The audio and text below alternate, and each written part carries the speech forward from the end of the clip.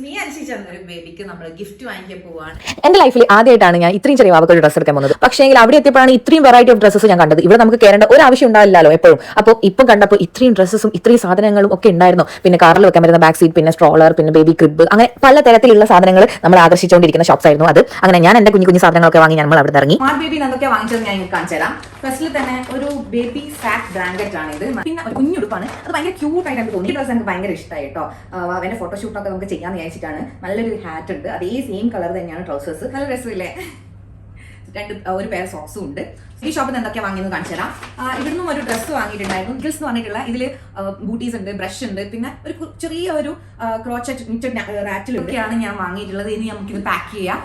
നമ്മൾ പോകാൻ ലേറ്റ് ആയിക്കൊണ്ടിരിക്കുകയാണ് ഗൈസ്. അപ്പൊ ഗൈസ് നമ്മൾ ഗിഫ്റ്റ് ഒക്കെ പാക്കിയിട്ടുണ്ട്. I am so excited to see my little baby boy. അപ്പൊ നമുക്ക് ഭാവനെ കാണാൻ പോയാലോ? പഠിച്ചോനെ എന്നെ കാത്തോളി എന്ന് പറഞ്ഞിട്ടാ ഞാൻ ഓടിച്ചേ.